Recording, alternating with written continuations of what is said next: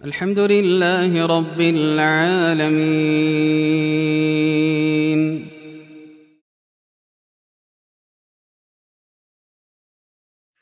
Bismillahirrahmanirrahim. Assalamualaikum warahmatullahi wabarakatuh. Alhamdulillahi rabbil alamin. Alhamdulillahilladzi faddalana ala katsirin min ibadihil mu'minin. Ashhadu an la ilaha illallah wa ashhadu anna Muhammadan abduhu wa rasuluh. Allahumma salli ala sayyidina wa syafi'ina wa habibina wa maulana Muhammad wa ala alihi wa ashabihi wa man tabi'ahum bi ihsanin ila yaumiddin. Qala Allah Ta'ala fil kitabil karim ba'da a'udzu billahi minasy syaithanir rajim. Fa'aqim wajhaka lid-dini hanifa fitratallahi allati fataran nasa 'alaiha la tabdila li khalqillah zalika ad-dinul qayyim walakinna aktsaran nasi la ya'lamun. Alhamdulillah, pemirsa hadirin rahimani wa rahimakumullah. Alhamdulillah, kita bersyukur kepada Allah Subhanahu wa Ta'ala senantiasa diberikan kekuatan, kesehatan di dalam menjalani ibadah dan ketaatan kepada Allah Subhanahu wa Ta'ala, khususnya di bulan Ramadan yang mulia ini. Salam dan salawat senantiasa tercurahkan kepada junjungan kita Nabiullah Muhammad sallallahu alaihi wasallam, di mana tentu kenikmatan iman, kenikmatan Islam bisa kita raih, bisa kita rasakan berkat daripada perjuangan beliau 14 abad yang silam. Alhamdulillah, salah satu kenikmatan yang harus kita syukuri dan bahkan merupakan kenikmatan terbesar dari Allah Subhanahu wa Ta'ala adalah kenikmatan iman, kenikmatan Islam. Sehingga kenikmatan itulah yang harus senantiasa kita jaga selama hidup kita, dan bentuk menjaganya adalah dengan mengisi hari-hari kita, waktu-waktu kita dalam rangka ibadah kepada Allah Subhanahu wa Ta'ala. Kita sadari bahwa hidup kita di dunia ini sangat singkat, dan masa setelah kematian itu masih panjang, dan yang menjaga kita setelah kematian kita tidak ada yang lain kecuali adalah amal-amal ibadah kita, kesolehan kita, solat-solat kita, puasa Ramadan kita, dan itulah yang kelak yang akan menjaga kita dan mengantarkan kita kepada Allah Subhanahu wa Ta'ala. Wa may yarju liqa'a rabbih falyamal amalan salihan wa la yusyrik bi ibadati rabbih ahada. Mau tidak mau bahwa amal solehlah yang akan mengantarkan kelak kita kepada Allah Subhanahu wa Ta'ala. Alhamdulillah, pemirsa rahimani wa rahimakumullah, kita berada dalam suasana bulan Ramadan. Bulan ini adalah bulan yang mulia, yang penuh dengan rahmat, keberkahan, bulan ampunan, dan juga bulan inilah yang akan mampu mengantarkan kita menjadi orang-orang yang muttaqin. Dan diharapkan kepada kita bisa memaksimalkan waktu yang ada betul-betul dalam rangka ibadah kepada Allah Subhanahu wa Ta'ala.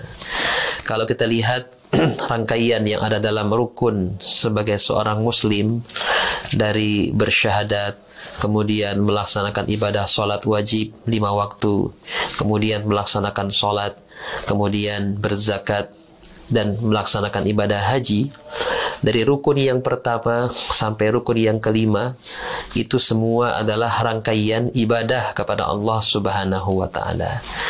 Yang pertama, syahadat itu harus dikuatkan di dalam hati kita, dan ketika kita melaksanakan sholat pun, sholat kita tidak menjadi sempurna, tidak menjadi sah sholat kita ketika kita tidak mengucapkan kalimat 2 syahadat.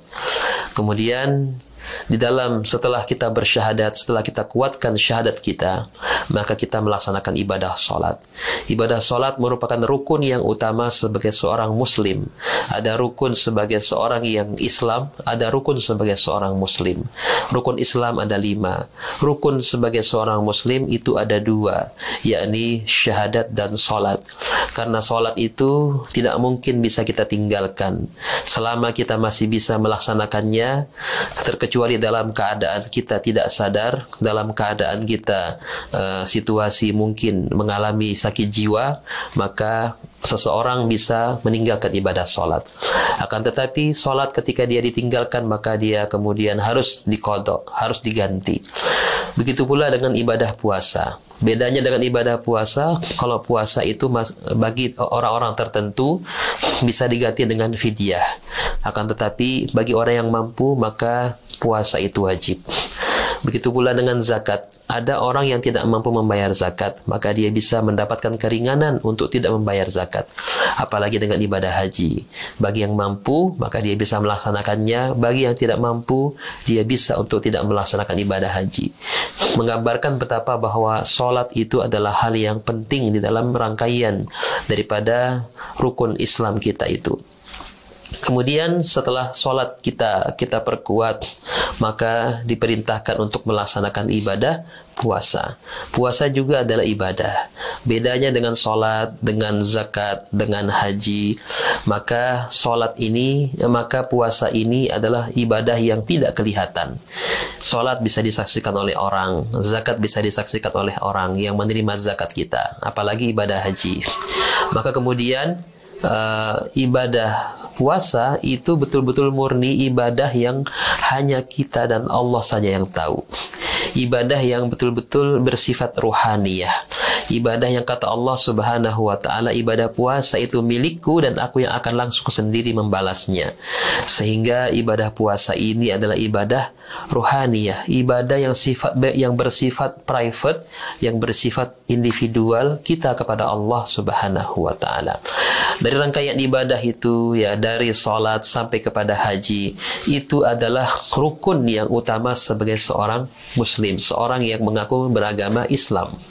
Makanya semua ibadah ini mestinya mengantarkan kita menjadi orang-orang yang kembali kepada fitrah. Fa'akim wajhaka lid-din hanifa. Wajahkanlah wajahmu kepada agama yang lurus. Fitratallahi fataran nasa 'alaiha. Fitrah Allah dan fitrah umat manusia seluruhnya.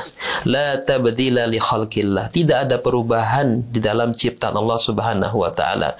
Walakin aksaran nasi la ya'lamun.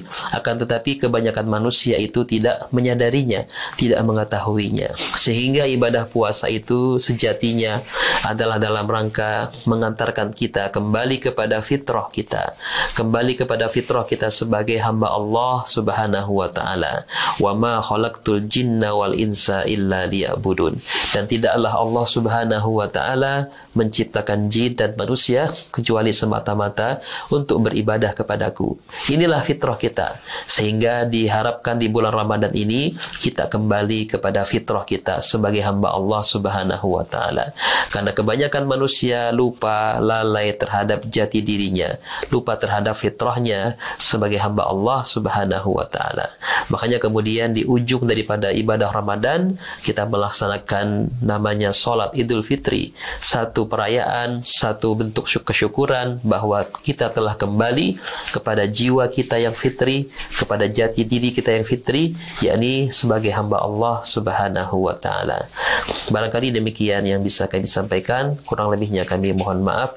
Subhanaka la ilma lana illa ma 'allamtana innaka antal alimul hakim. Assalamu alaikum warahmatullahi wabarakatuh.